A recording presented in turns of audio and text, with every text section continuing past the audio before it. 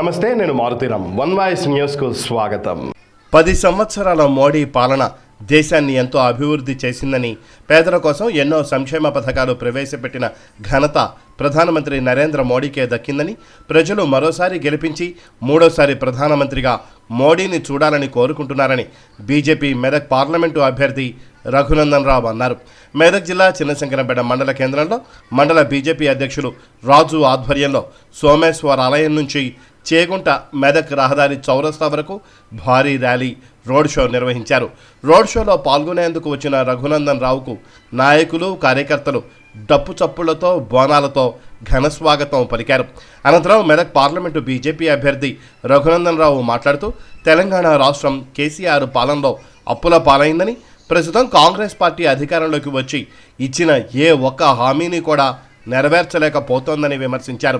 ప్రజలను ప్రలోభాలకు గురిచేస్తూ కాలాన్ని నెట్టుకొస్తున్నారని మండిపడ్డారు. పార్లమెంటు ఎన్నికలలో సమిష్టిగా పనిచేసి మెదక్ పార్లమెంటు సీటును ప్రధాని నరేంద్ర మోడీకి కానుకగా ఇవ్వాలని కోరారు. భారతదేశం సుభిక్షంగా ఉండాలంటే ప్రతి ఒక్కరూ బీజేపీకి ఓటు వేయాలని అన్నారు. దేశం కోసం, ధర్మం కోసం పనిచేస్తున్న బీజేపీ గుర్తు కమలంకు ఓటు వేసి గెలిపించాలని, కేంద్ర నిధులతో మెదక్ నియోజకవర్గాన్ని అన్ని రంగాలలో అభివృద్ధి చేస్తానని ఈ సందర్భంగా ఆయన హామీ ఇచ్చారు.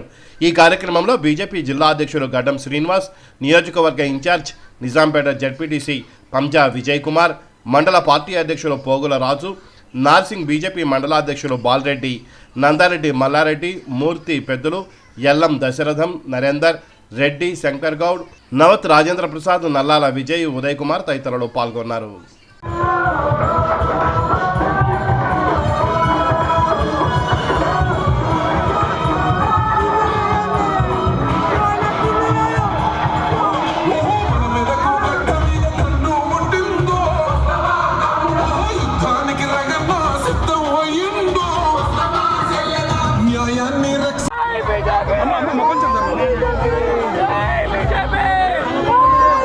అన్న ఒక్క నిమిషం బీజేపీ అన్నం గెలిపేయాలి.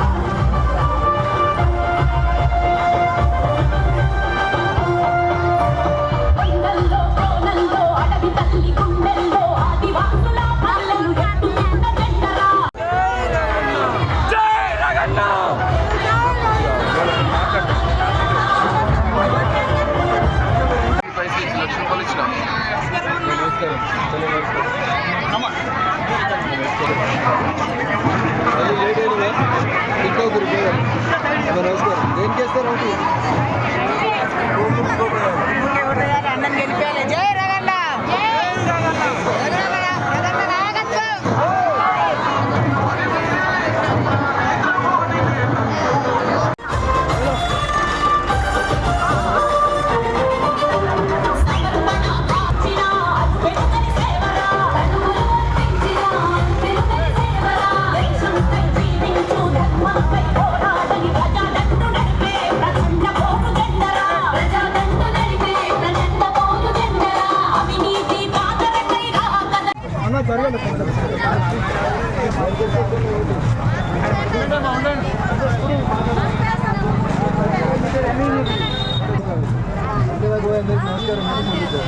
5 నిమిషాలు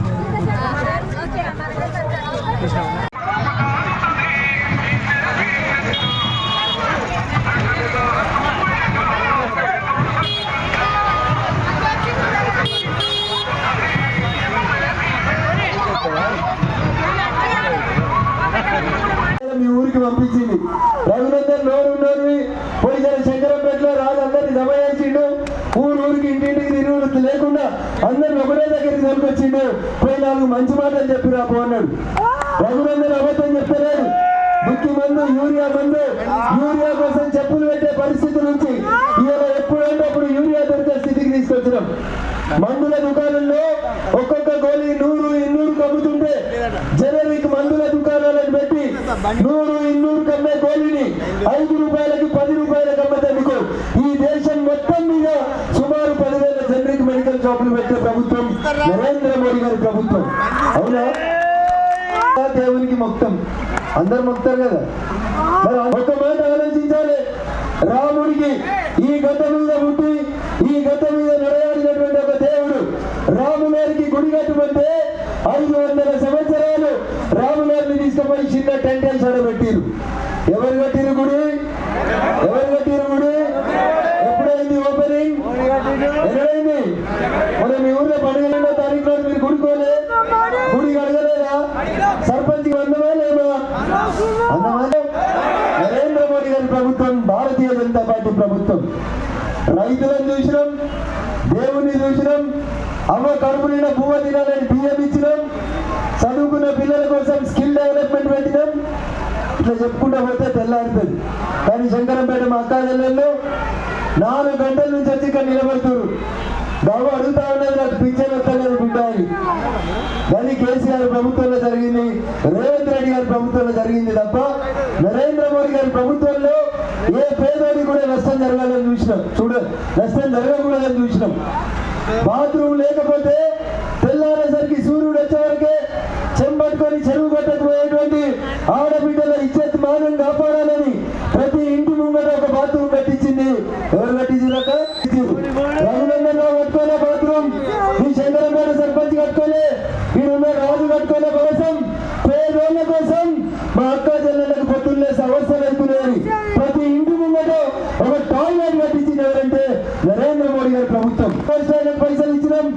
వేసిన ఎల్ఈడి బుక్ కాంగ్రెస్ వాళ్ళు 3,000కి అమ్మితే మేము దాన్ని 170 రూపాయలకి నచ్చినాం.